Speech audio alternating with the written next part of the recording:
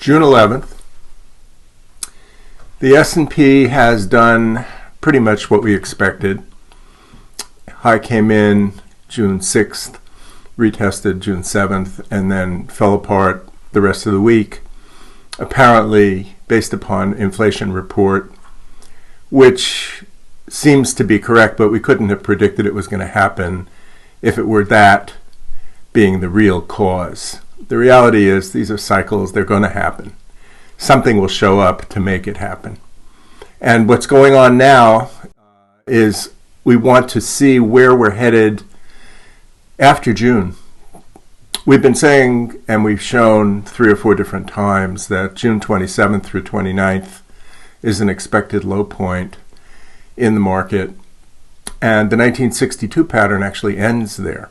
It finishes this rather severe decline, and that one went down 29%, which means we'd have to go down around 3,400 on the S&P to match it. And that might happen. However, there is evidence to counter that possibility. And the reason I say that is because 1962 was a major low. Went up. It went up after another dip later in the year, 1963, 64, 65. We had a big, big rally that went up to the 1966 high point. That seems reasonable and possible, but it's not going to happen very likely.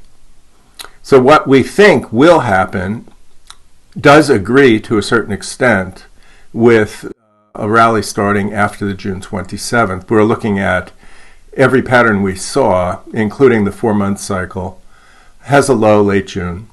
And then we can pretty much rely upon a fairly strong rally starting late June, and in certain cases it may wait, the patterns wait until after July 4th before they really get going.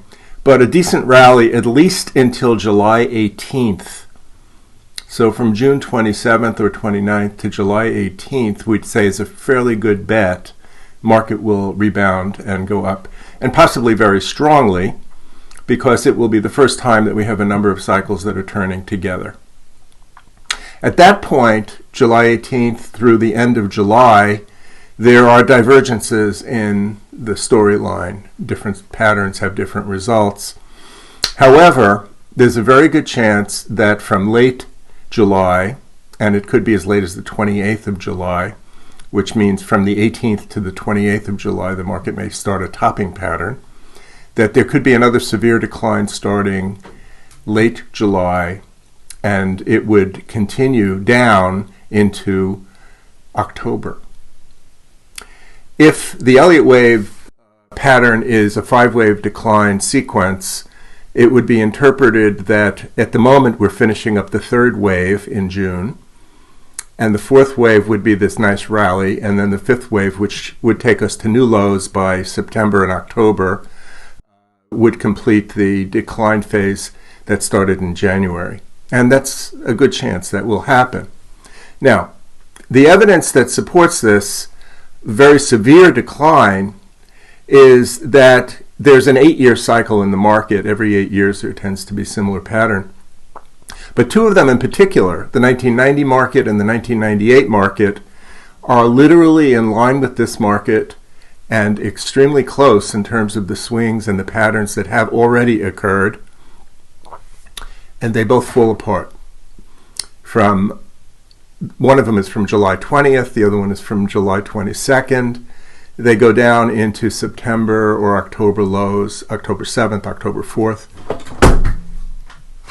On a humorous note, as I just said, the market may fall apart similar to the 1990 or 1998 markets.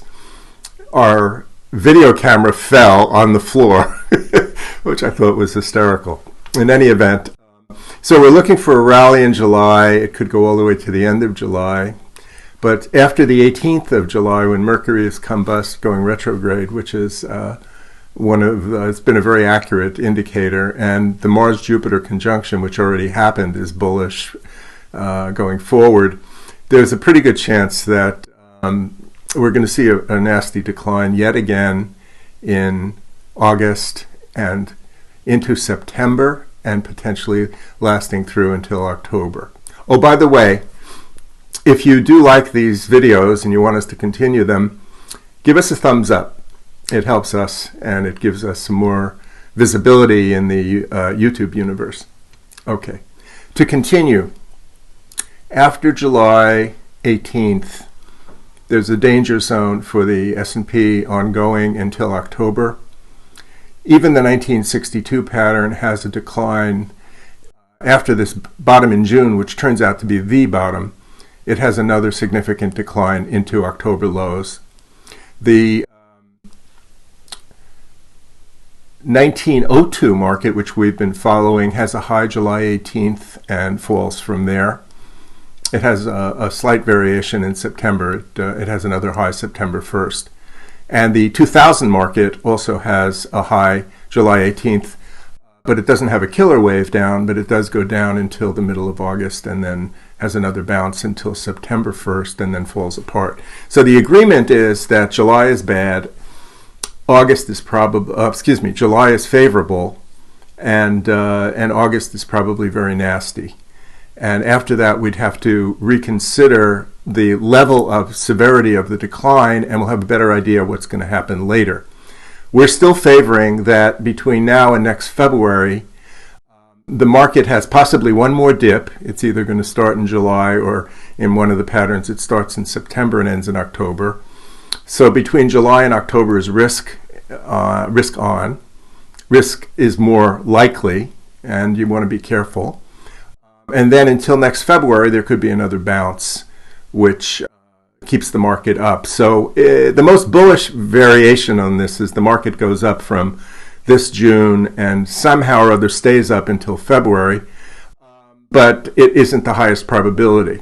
Okay. However, we should see a nice reversal to the upside after the end of June, and we would potentially reconsider entering certain equity positions, at least for the 3 to 4 weeks in July. All righty, on that note, thanks a lot, and good luck.